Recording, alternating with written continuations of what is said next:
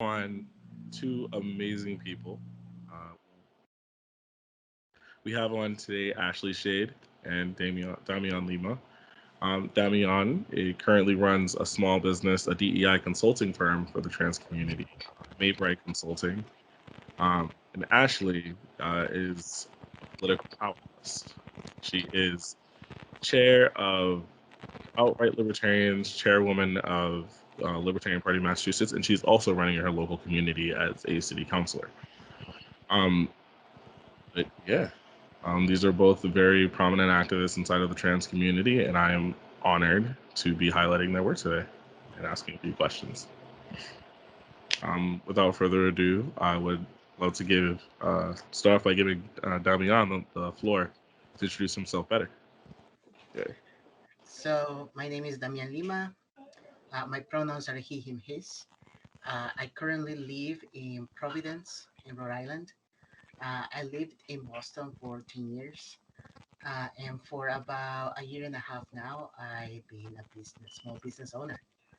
Um, I'm very humble. And by the way you described me, I try to, my goal in life, I feel is to try to make life easier for other folks.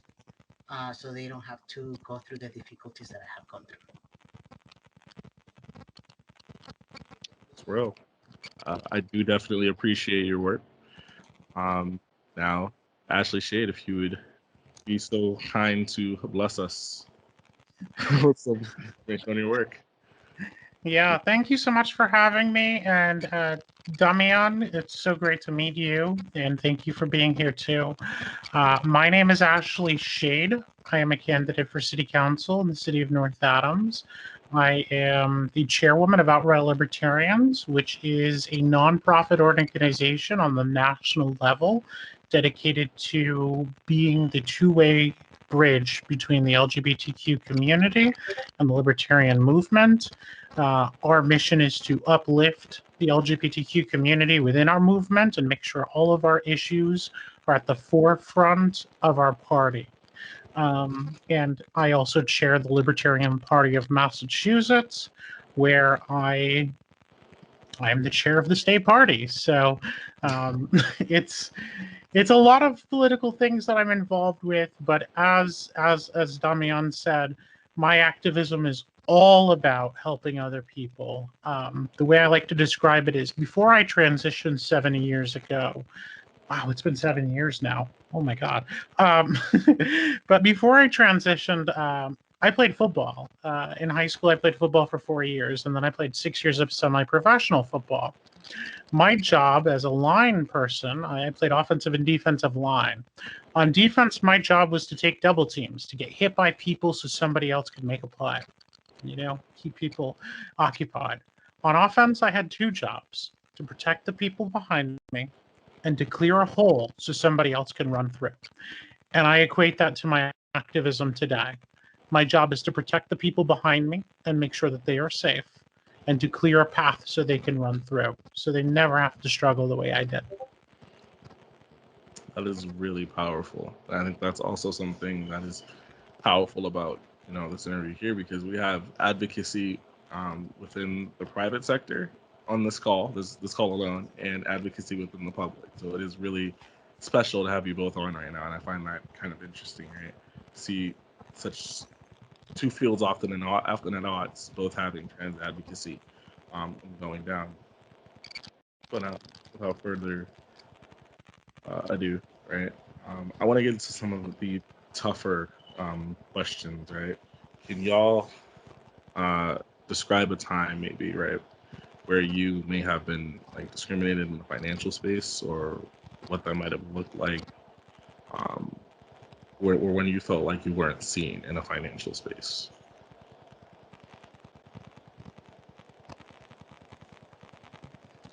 I'll go. Um, I can describe two different ways in which one is an active way, which is, people or not having a way to put a preferred name or my name, my actual real name, the one I want for myself, in my documentation because of my immigration status. it made it very complicated for me to change my name until I gained citizenship and I was able to do it. And I couldn't change the name that was on my document. Therefore, that was the name in my bank account. So when I went to the bank, I got weird looks. Um, Nobody ever outright, said you're not supposed to be here or use that name. I did, however, have a friend who signed up at the kiosk in the bank, and then she got called out by that name. She had the same issue I had in terms of immigration. And, you know, you call a guy's name and a woman gets up and goes over, you know, and he was not treated nicely by that clerk. That's, an active way of doing it. The inactive part is not providing, the way in which maybe you maybe the name that it needs to be done it needs to be used in documentation can be the one in my paperwork, but why do you have to use the name on my paperwork to call me to come into the front? And that is just interpersonal at the small level. But when we talk about the bigger level, there is a lot of ways in which you can be discriminated against, especially when um, a lot of folks who transition, um, you know, get kicked out of their homes. Sometimes we're homeless. It is hard to find a job. It is hard to establish a credit history. And having an employer look at a credit history for to hire you, and or to apply to get an apartment. So therefore, you need a credit history to build a credit history. So that is more at the systemic level, and that is the kind of discrimination that I call passive, because it is done not with the thought in mind that I'm going to discriminate against this group, but because you didn't think about the procedure and who was going to be affected by it. And that's how you end up with a lot of communities that are affected by this type of policies.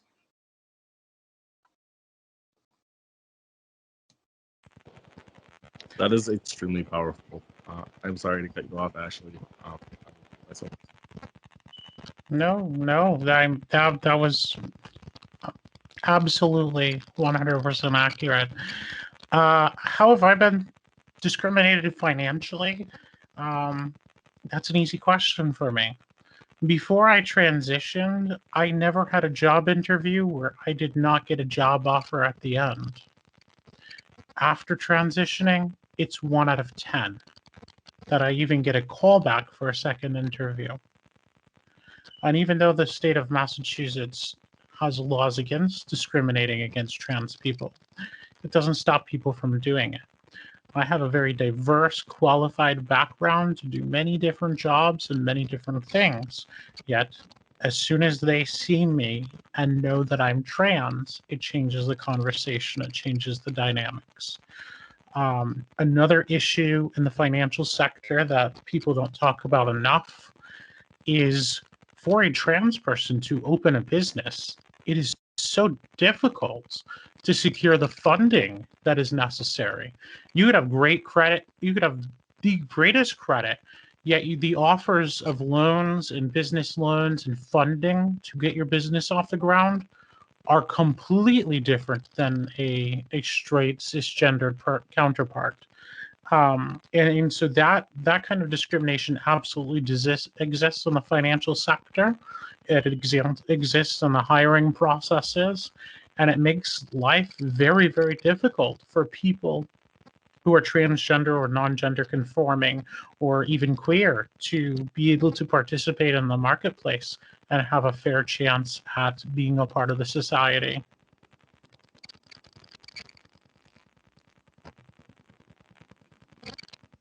Right. And I think both of your responses are very huge. You both tackled problems for the trans community as far as employment goes, the credit industry and the banking industry, right? Um, and even Damian, I'm really glad you covered passive and active, right? Forms of discrimination. So here's where I want to ask: how can, or like, organizations, both private and public, be more active allies? I'll start this one. So some of the work I do outside of, well, I guess it's still political work.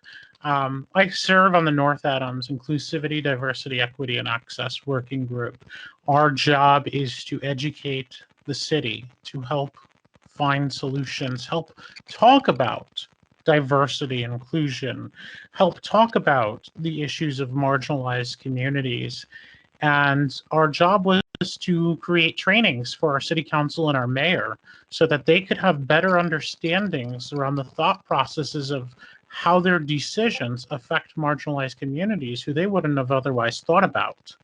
And a lot of the systems that are currently in place in universities, in schools, in healthcare, in all businesses, private and public, a lot of the systems in place have always had this normative to them that was very exclusionary to people who are different or marginalized communities.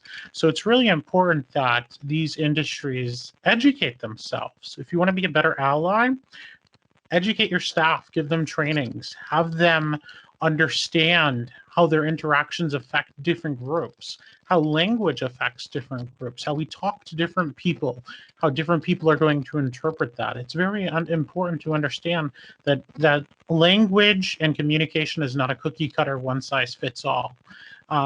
It's important to have documentation when you're filling out paperwork that is inclusive.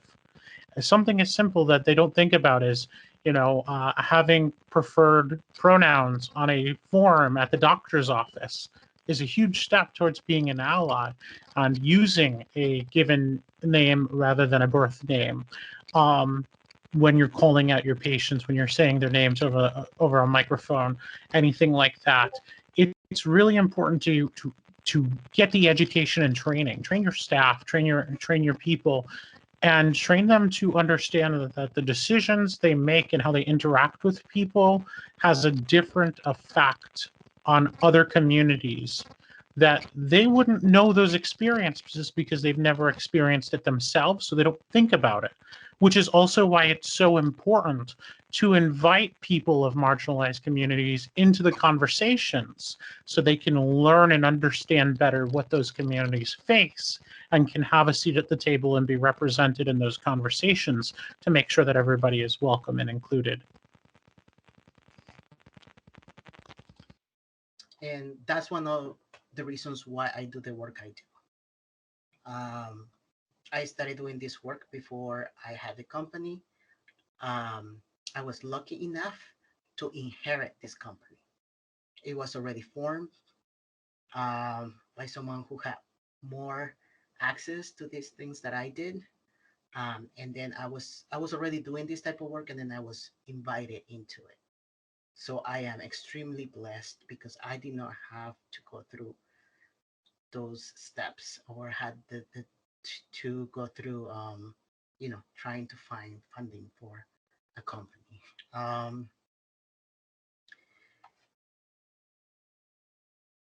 One of the times when we get called into companies to offer our services is when they have an issue come up.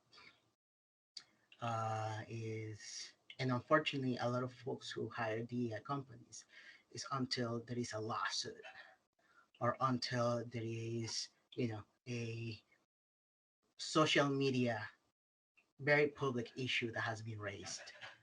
Um, and when I just finished grad school. One of the classes that I wanted to take, it was healthcare law. Um, and one of the things about once a lawsuit happens is because there is a pattern of behavior. That means that several people have brought this issue up to you, and there has nothing been done in order to fix that issue. And I think that's a sad thing, because we are not being proactive in order to offer the best service that we can offer, in order to provide the best services that we can offer. to the people that we say we're serving. Um, and oftentimes, you know, DEI is seen as something on the side and not really something that is central to the client experience, to the patient experience. Um, so it's one of the things that organizations can do is educate themselves, but also invest in that education. Um, and not wait until there is a bigger, larger issue, um, or just do it to check a box. 'Cause that's something else that happens a lot. We had this training, yet there was no a conscious effort to change the forms, to change procedures, or to train staff appropriately, especially front desk staff.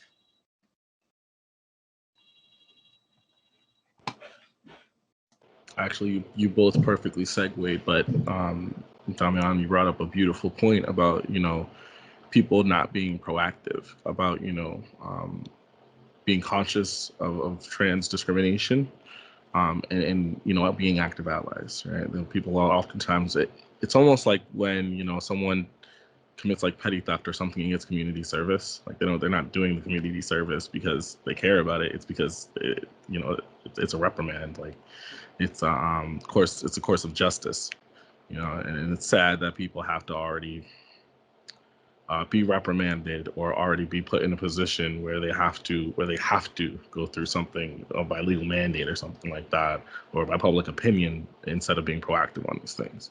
And speaking from personal experience, right, I'm still trying. I even as a bisexual, someone, as I've been involved in the LGBT community for years now, since I was very young. But even being that, like, I try to even address my own unconscious transphobia, right? There are a lot of, like, I'm not perfect. I'm never gonna act like it, but there are also times where I have actively hurt the trans community, and I'm not gonna sugarcoat that. Um, right. And I think in part of being an ally, or in part of sharing a community and sharing a space, we have to hold ourselves accountable. And I think that is something that businesses need to focus on. So that even though, like, right now might be Pride Month, right? My goal would be, like, to center trans voices, because there's no reason for this to just be a social media thing. There's no reason for the community to only show up on all of these larger platforms when businesses want to hop on a new trend, or find it for, like, a perfect marketing month. You know, uh, but in that, I want to ask both of you, what are some of the best ways for people who are allies, or people who do share space in the LGBT community, to hold themselves accountable? Um, yeah, I'm gonna leave it at that. You said something really beautiful that I thought that I also share, and is that I am not perfect, and I have heard other communities. And I read something recently that cringing at your past is a good thing, because that means that you're growing.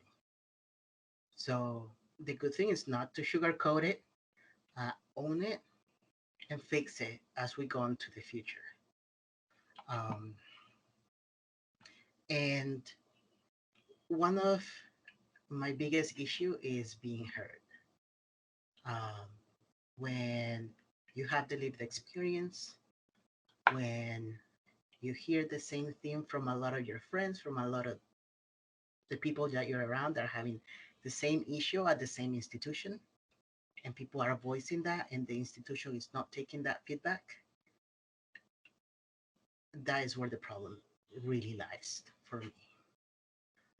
Because we are in, depending on the space, we rely on different sources of information. My specialty is healthcare, and there is quote unquote experts that folks may rely to get information from. And I am not putting that down, but I'm also saying that you cannot listen to those folks without also listening to the community, and listening to the people who are using your service. One of the biggest things for me is quality improvement based on client or patient experience, because they will tell you what's working and why it's not working for them.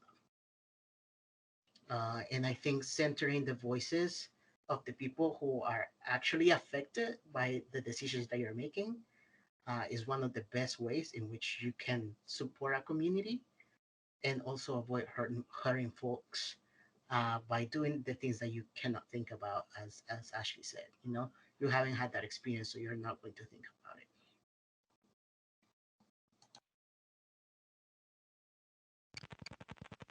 Yeah, those are great points. And, I've come to a point in my life before I transitioned, I really wasn't a great person. I was a miserable person. I was mean to people. I hurt people.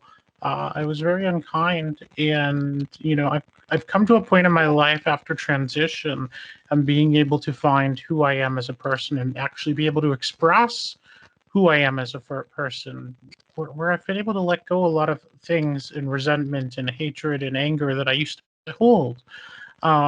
So, when it comes to my life philosophy is simple. All human beings deserve to live their life however they choose, love whomever they wish to love, and be their most authentic selves so long as they are not hurting other people. And that's what my life has come down to at this point. That is what I advocate for. That is my message. It is to allow people the choice to live their lives. You don't have to agree with it. You don't have to like it, but just let people be who they are and let people live if they're not directly hurting you. And somebody existing does not hurt you, even if you don't like it. When it comes to the community and what's happening, yeah, I think you nailed it on the head. Education is such an important part of this whole thing. And what I found in my experiences is that there's always an opportunity to teach, there's always an opportunity to learn, right? So we do things incorrectly, we mess up, we learn from it. And those who are willing to learn from it, those are those are good people. Those are people that we can work with. Those are people that can be taught. Those unwilling to learn from things, those who just let it hit and then keep repeating the same mistakes over and over.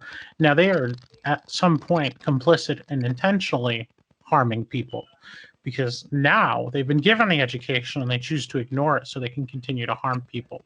And that is a problem. So, education is really the most important thing. And in my experiences as an activist being involved in politics, the mudslinging, the death threats, all of that stuff comes with it, unfortunately. But when people are bigoted, when people are angry, when people are saying disgusting things, I don't turn and say disgusting things back to them because that doesn't help me or the community in any way. It doesn't help us win anything over. It might help me feel better in the moment to let off a little steam. But what it really does to them is it hardens their position and lets them say, see, they're terrible. Look what they said to me. They're terrible. And then they can paint that to the whole community. So instead, my approach is to educate, especially on social media. If somebody says something bigoted about trans people using a restroom or trans people doing this or trans people doing that, I try to put out educational materials. And in doing so, I'm probably not going to reach that bigot or that person who's really hatred filled in their hearts. But people reading the comments, you never know who's reading. And it's an opportunity to educate them, people who wouldn't have always seen that. And in my experience, I've been able to have many people reach out to me after seeing comments and be like, wow, I didn't know that about the community. Can you tell me something else? Can you give me some more information so I can better understand? So every opportunity, every experience, every negative and positive one is an opportunity to learn and teach and grow. And those who refuse to grow after learning, after being given the information, that's where we have a problem with institutions. But on an individual basis, there's a real opportunity to help people understand better. And as we get people to understand our experiences and that we are human beings too that struggle and want to be a part of the society and just live our lives, as we get people to understand that, that's how we win. That's how society becomes better for others. Um, I love what you said, and I'll also add that it is a gift that someone that you just hurt loves you enough to reach out and try to share with you why are they are hurt, and and how you can do better. Because and I think it's totally valid if somebody just tells you to f off or curse you out because of what you said, and I think that's a valid response because you're hurt. But if someone takes the time to educate you from the pain that you just caused them, is an incredible gift.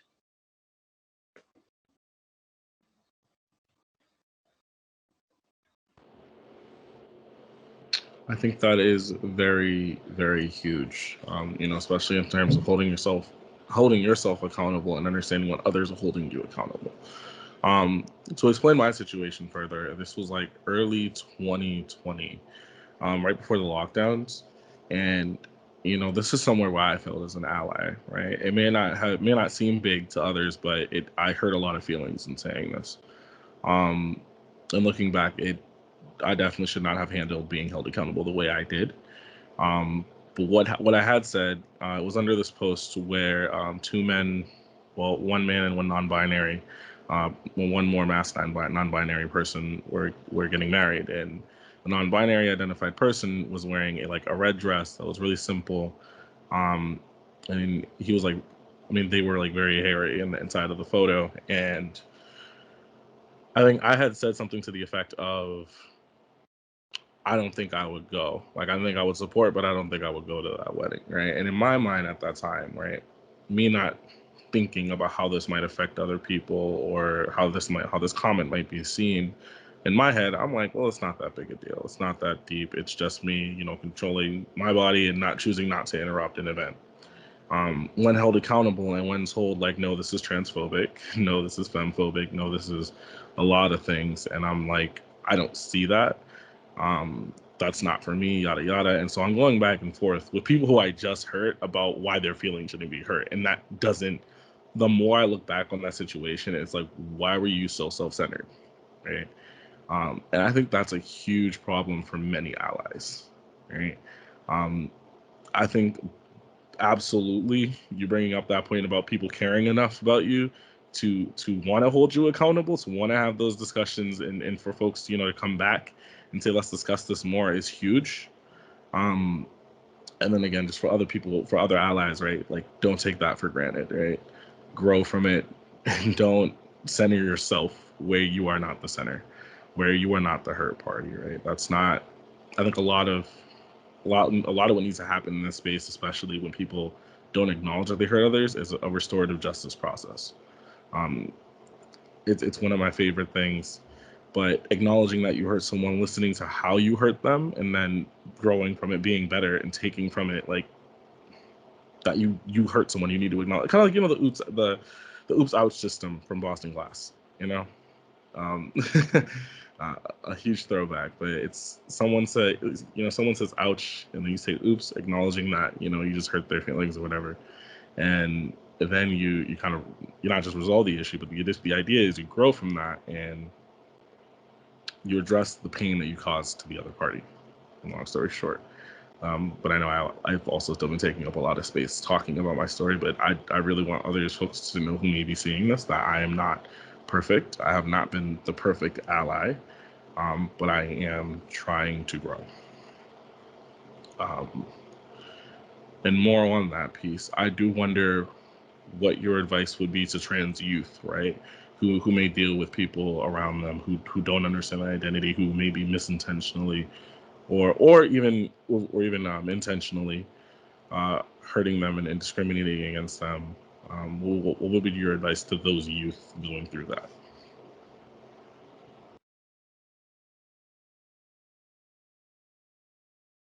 I'll go.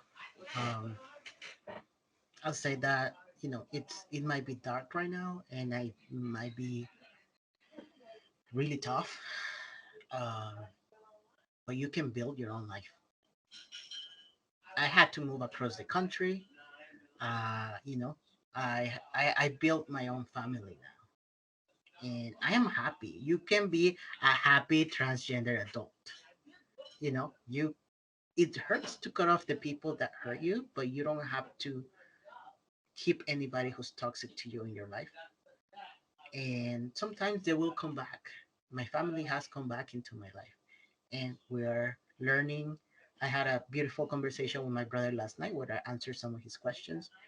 Um, and it's not easy,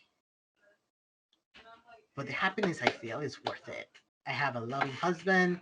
I have, a job that I like to do. There is hope for the future, and also look for the people that will nurture you. Look for older LGBT adults. Look for organizations that are out there that are really thinking about you and are hoping to nurture you.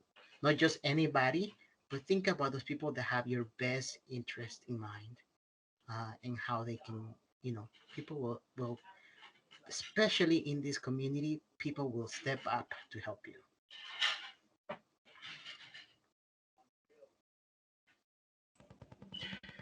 Absolutely, I completely agree with that. And when it comes to trans youth, what advice can I give them? First, you are valid. You deserve to be here. You deserve to be treated with dignity and respect. You deserve to be loved. And I love you. So I want to start there.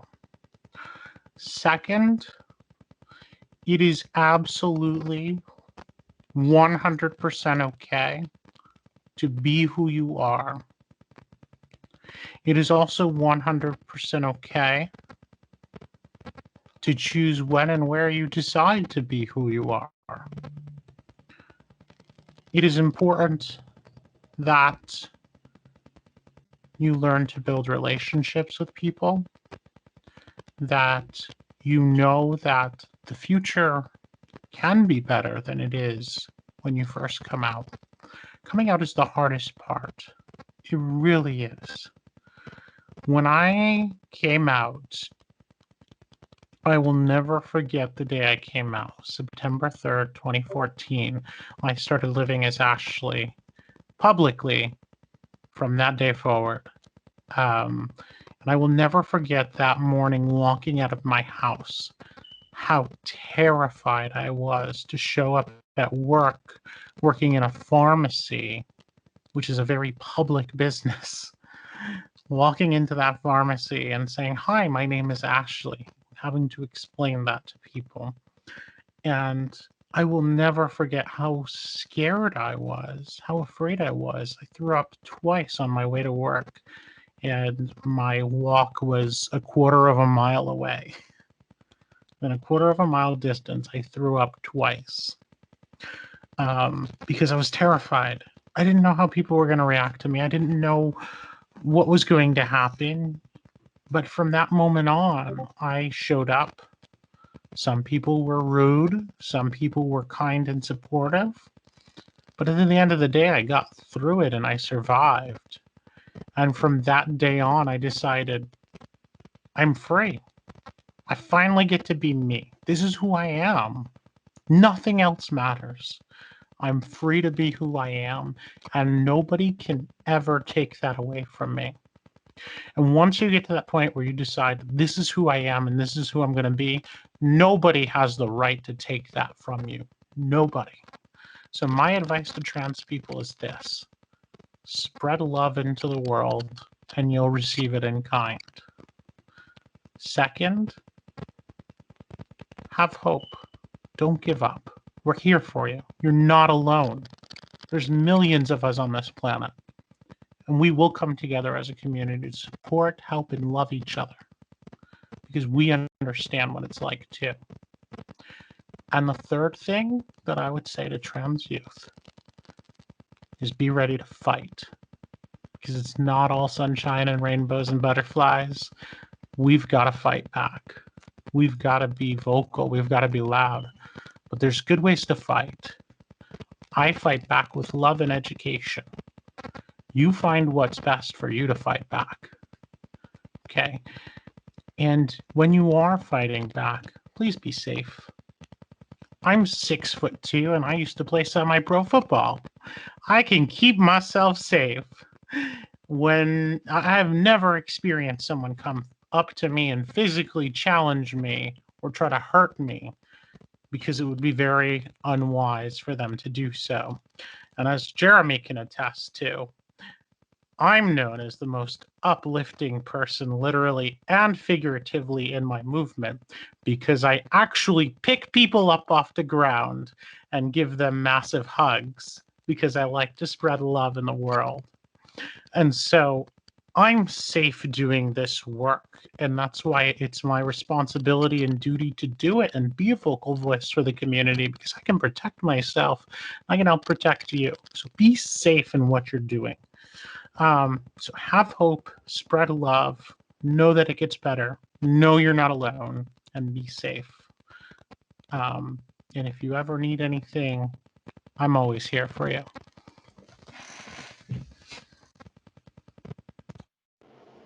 That right there is exactly why I call Ashley my Liberty mom. Um, um, but yeah, her hugs. She's she's not speaking figuratively at all. Like she's serious. Like she lifted me up when we went out to a Philadelphia convention together. Um, Not only that, and like right before that, she gave like one of the most beautiful speeches I've ever heard in my life, about how love is the brightest flame of liberty. Honestly, and the more I think about her interpretation of liberty, it gives me hope not only for the future of our movement, but for the future of diversity and inclusion within our movement. Um, Specifically for the LGBT and communities of color, because there's so much to get involved in. And I think there's so much advocacy to be done for both communities I just mentioned, both in and outside of the movement me and Ashley share. Right. I absolutely love the approach you're taking to the consulting work, Damián. You know, I believe that, businesses and communities solving their own problems are how we get the most done. And I think everyone on this call right now is living proof of that. And so, I couldn't thank both of you more for coming on. We're still not done. I just really wanted to say that in the middle of this, so you both know I appreciate you, because I honestly couldn't. You both have been major influences in my life. Damián, back when I worked at Glass, that little like 14-year-old kid with like the super high voice, and God, and I was so scared just to talk to people when I first came in. Like, I remember the first day at Glass, like I came in and sat down on the couch, and I was so scared to talk to people because this was after I had been outed at school, like a week after, and I was just like, I hate the world. But then, I started growing socially, coming out of my shell a little bit more, and wow, that was a time. It was a while ago. It feels so weird to think about. But yeah, I can only imagine what that might look like for someone of the trans experience, right? Who may have been outed, or who is going through the world constantly having to out themselves, just to exist as they want to. And that's a process I could not imagine.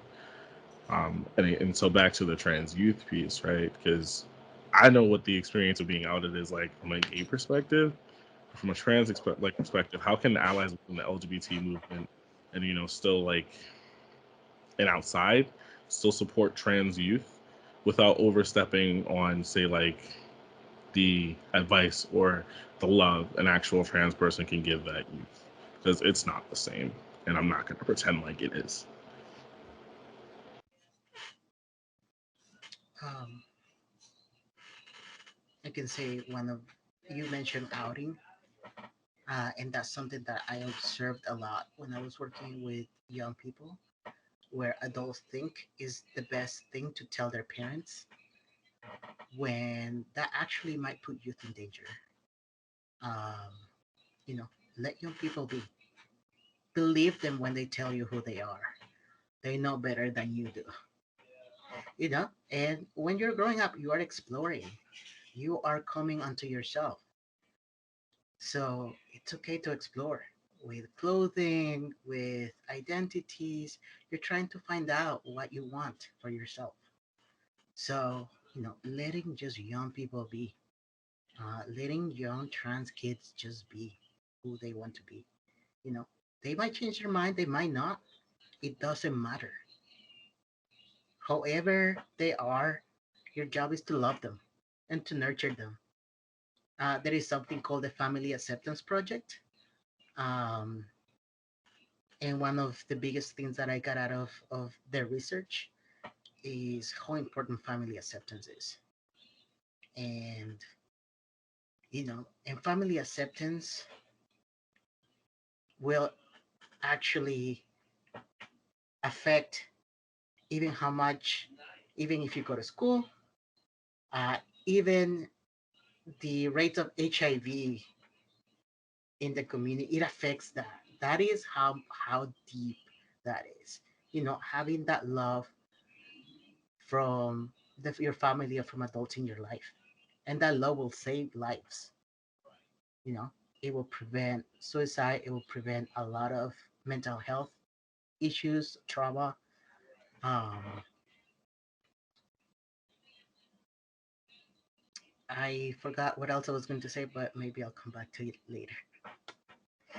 Yeah, there's a lot of great points there. What first again,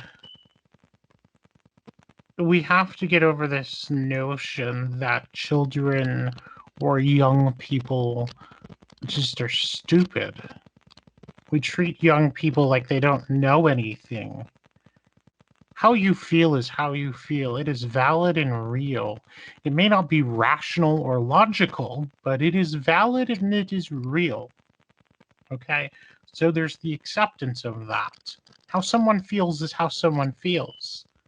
That's a real thing. That's a real experience. As an adult, it's important to listen to young people. Don't just shut their voices out because they're young and inexperienced. There are a lot of young people with more class and intelligence than many adults. So listen. Take the time to listen to them. If they're telling you they're not safe coming out, don't try to force it. If they're telling you you need help, help them. But also, accept who they tell you they are. When a person tells you, this is who I am, this is who I'd like to be called, respect that. When you're walking down the street and you see somebody coming with a dog, and you say, oh my God, he's such a cute dog. And they go, no, no, no, she. Oh my God, she's such a cute dog. It's immediate. You accept it as fact and you immediately change your language because an adult told you that.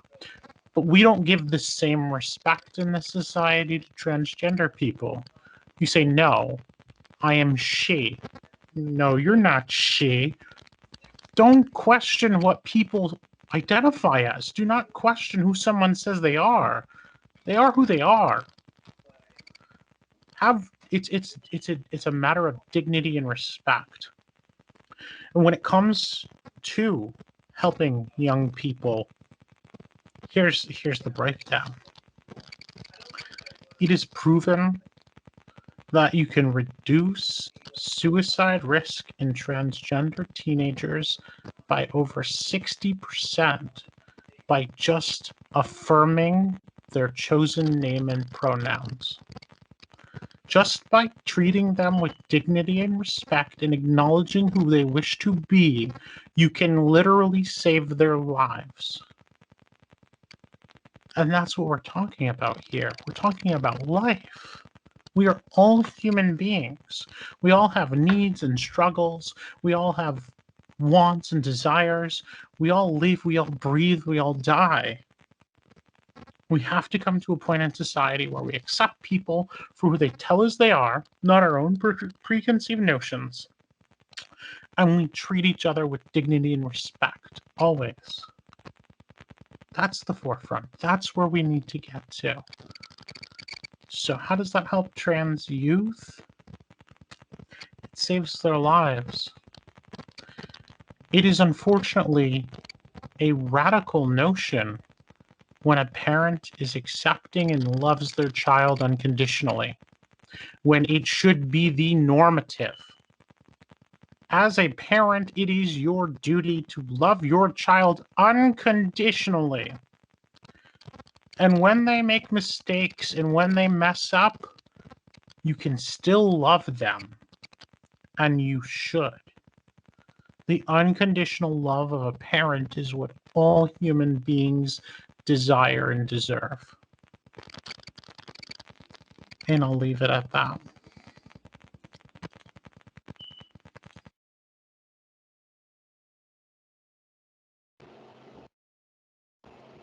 I'm not gonna lie, I stole some of my company motto from your messaging. Um, my company motto actually I just created about, I want to say, 2 months ago, but it's something that I genuinely do believe is right to live by.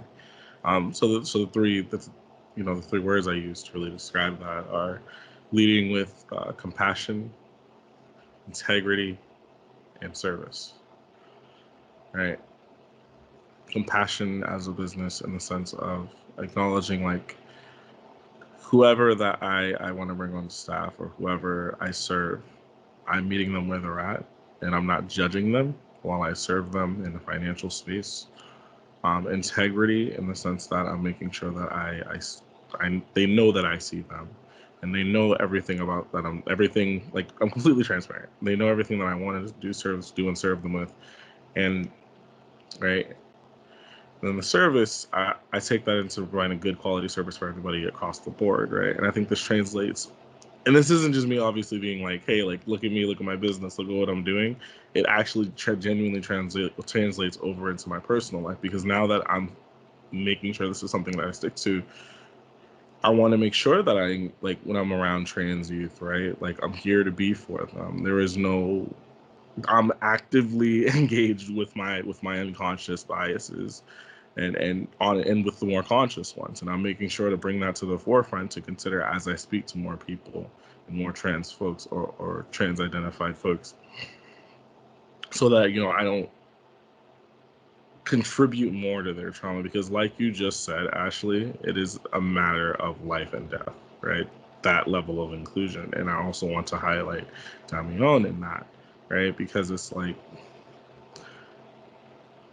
we've had alone, and this is due to violence, but a lot of what we're talking about also surrounds that space. But in the 2-month time span, we had 2 trans people die in Boston alone.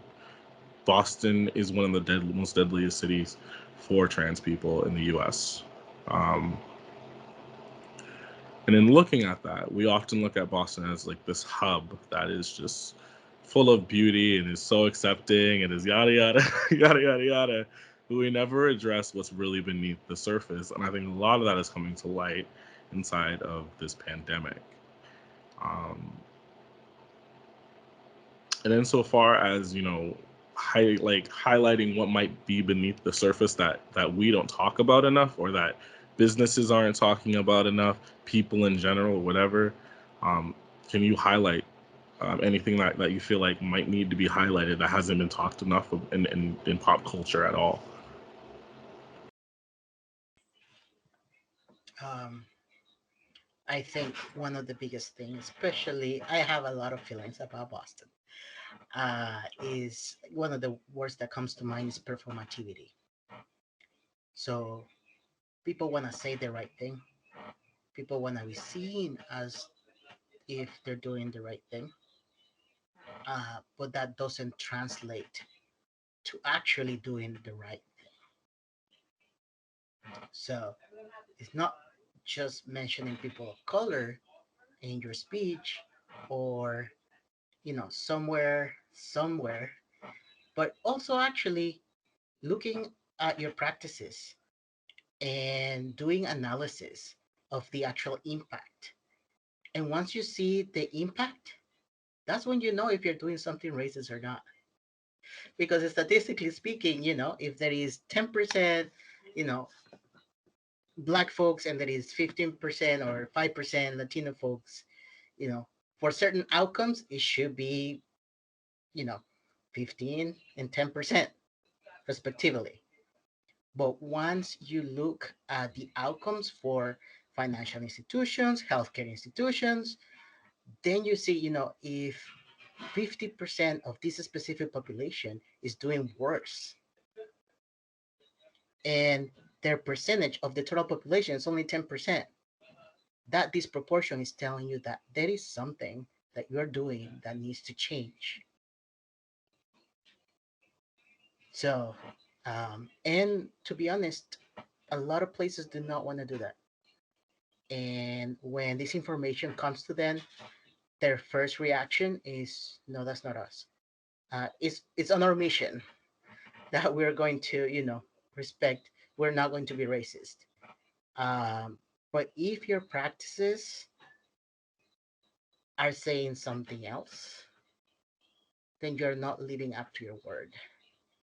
And I think that is one of the things that I've seen, and one of the things that really makes me sad.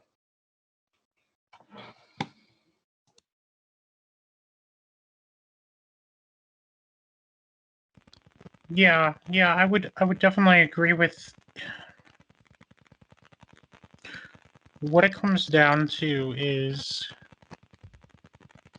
putting humanity, putting human beings first. It comes down to people. It comes down to the fact that we're all human beings. We all have our own experiences. We all have our own biases. We all have our own life. But what it comes down to is giving everybody the opportunity to live their life, make their decisions, be a part, be included in the society. And yes, check the numbers, do the research, do the data. It's going to tell you things that you're not going to like. But when you find out that those are problems, don't sweep it under the rug. Don't ignore it. Don't say, well, we're inclusive because we hang a pride flag out front, but there's two LGBTQ employees in a 700 employee facility, and their voices aren't heard. They're not. So how do you fix this? What do you do? Make them part of your decision-making process. Bring people who have experiences. Let them represent. Let them be a part of the process. One. Number two, don't sit there and say, oh, we love all these people and communities, and then ignore them when they tell you something's wrong. That's just blatantly disrespectful, harmful, and even worse than someone who's just plain bigoted. Because now you're contributing to a systematic problem.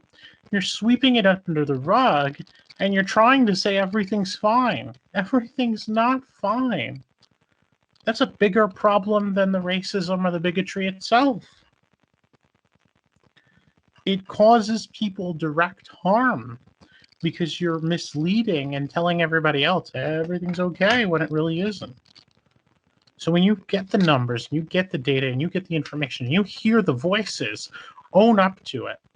We can do better, and we will. And here's how. We will hear the voices of the communities and the people being affected. We will implement changes in policies based on those experiences, and we will strive to treat everybody with dignity, respect, and put people first. All people, not just the ones with our experience, but all people. That's the solution. That's what we need to get to. I will also add, in my experience, to do these things meaningfully and not just for the photo op. Being called in once the important decisions have been made, so just they can put your name or something or your face. you end up feeling used, and you know not then who not to work with. Absolutely. So in hearing both of you speak, right, I think that is very powerful when we talk about like businesses again addressing and pivoting when they notice like key performance indicators that display racism or transphobia, right, or any kind of bigotry. Um, in talking about that, I think what came to mind actually when you both spoke about including minority voices in the decision making process um, was this idea that businesses should seek an advisory board, again, in various decision making processes comprised of different community members. Um, how that looks like to me, the idea that I had of something that might look like for a business was, there be at least one person representing like the incarcerated community, at least one person representing people of color, well, the BIPOC community, one person representing the trans community specifically, and then the LGBT and the non-binary community. Um, all different. All I see those as three different communities, just with three different experiences. But even though they are under the LGBT label, it does a lot of those sub communities a great disservice to lump everyone together in their experiences. And so that's why I make that distinction for anybody watching. Um, and I think this is an important discussion on how to be an active ally in an organization in both in your personal life, right? Um, because there are different experiences you should consider when you're dealing with other people's experiences in this world, right? Um, and I think that's a perfect segue into the last question, into how can people support your work directly, and what can I do to support both of your works, uh, further than what I may have already been doing as a better advocate, as a better ally, and as a better friend and family member. I'll also say that, one trans person's experience is just one trans person's experience. I can speak from my experience, and I can also speak from research I've done, or studies I've read. Um, but also to keep in mind that, um, and also thinking about socioeconomic status when you're making also those decisions, or who you're bringing in, because a lot of the times you are picking the same person, you're bringing in the same person. That person's probably spreading out then, because also that's the one person everybody knows. But also there is folks out there who have children to take care of. And if they're gonna come to your meeting and they're going to give you valuable information that brings value into your business, into your nonprofit, into your organization, you need to compensate them. And one of the reasons why I am a for-profit organization is because this was very difficult as a nonprofit. We wanted to hear voices from young people. We bring young people to talk to professionals, and I am not gonna give them a gift card. I'm gonna give them cash. I'm gonna give them like the tools to get whatever it is that they need. Um, so this is something that came into that decision.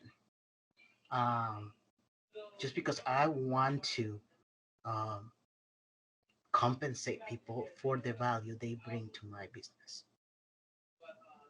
But also, I want to think about folks who cannot travel. Okay, you know, they were going to pay for a cab, we're going to pay for an Uber. Folks who need childcare. How can we provide that for you so you can come and tell us about what we're doing? And that's something that a lot of organizations really don't think about. They just think, oh, we're going to have a cab.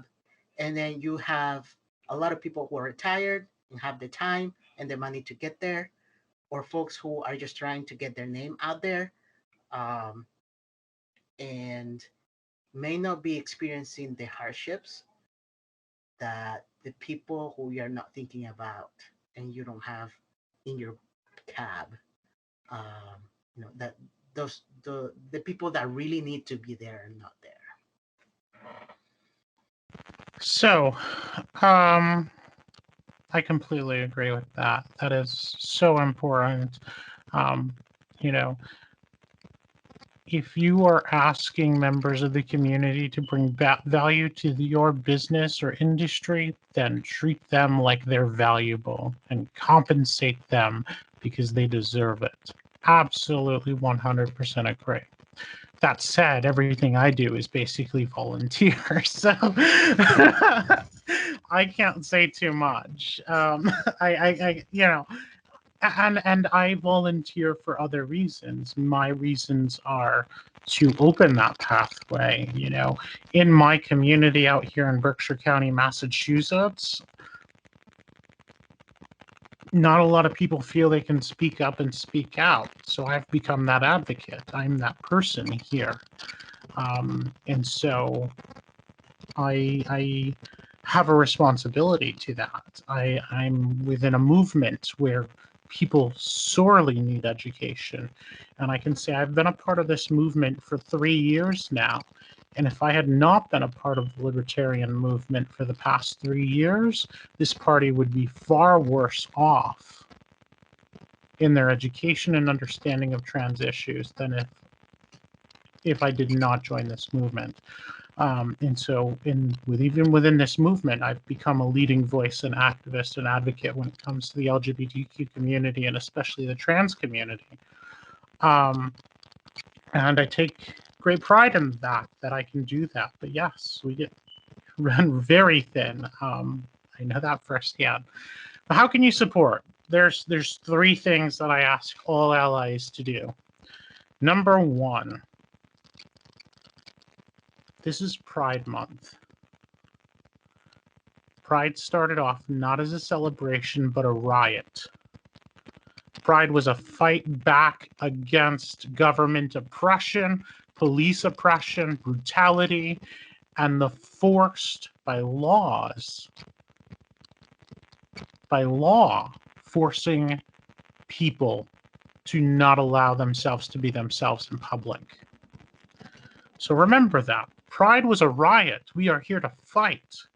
Yes, it's good to celebrate how far our community has come, but we are not done yet. We have a long way to go. We have a long way to go, especially the trans community, especially this year when more anti-transgender legislation has been produced this year than ever before in human history, where the United States itself has more than 125 anti-LGBTQ bills in legislations in 33 different states. We are in a fight. So don't just think that because gay marriage is legal, everything's okay. We have a long way to go, and we are not giving up. So that's number 1. How do you support? Be ready to fight. We need you. And our allies, stand with us and fight with us. And when I say stand with us, I mean next to us. Don't stand in front of us. Don't tell our stories. Empower us to tell our own stories. Put us forward and stand with us and support us. Show up. That's how you can help us. Number 2, again, this is Pride Month. And I know the rainbows are pretty. And I know everybody wants the rainbow shirts and the rainbow pants and all the pride gear to show that they're inclusive, and I appreciate that. But instead of buying pride gear from Nike or Adidas or Reebok or Macy's or whoever it is, donate money to an organization in your community that's doing work for our community. Donate money. Go buy their merchandise and products. Go buy a shirt that says trans hotline on it for suicide survivors. Go buy their merchandise. Go donate to them. Go donate to the organizations. The Trevor Project out there helping children. Go out there and donate to the organizations that are doing the work for our community. And finally, the best way you can help. Donate to LGBTQ campaigns and give them the opportunity to help represent you in this government that is trying to take away our rights. Go out there and donate and push and support those candidates fighting to be a voice for our community, because we will not be treated equally until we have representation at the table. And it can't just be one or two voices. We need hundreds of voices. We need thousands of voices across this country in those legislative halls, relaying our experiences and fighting for us. We need to do that together. So elect people who are fighting for your rights to exist, to be people who are out there fighting. We have to get more representation. That is how we stop the anti-laws. It's by having people there fighting for us, saying, no, this is not going to happen.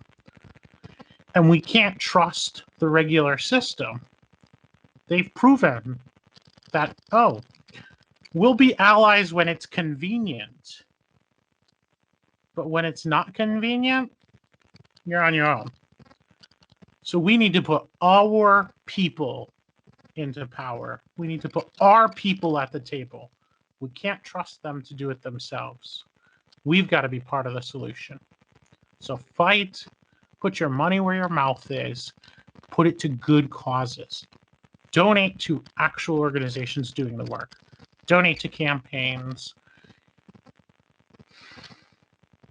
If you are interested in learning more about what I do, I've got two websites for you. The first is outrightusa.com.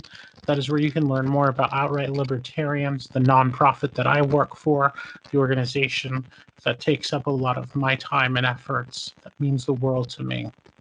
And number two, as a candidate, you can check out ashleyshade.com, where I am running a campaign that is so different and unique. I'm running a campaign based on compassion, education, and love. That is my message. That is what I believe in wholeheartedly. That through compassion, education, and love, we can make society better for all people in our community. And you don't hear about love in politics. It's all about hate. It's all about anger. It's all about this person's terrible, that person's terrible. I'm tired of terrible people and having to decide between terrible people. I'm tired of the anger and the resentment. So it's time to love. It's time to have compassion. It's time to lead, be voices, be stronger, listen to each other, and learn from each other. So that's our best skill, is learning from each other. So how can you support? Those are the ways you support. With that said, I also want you to go out right now and support our friend's business. Do you have a website?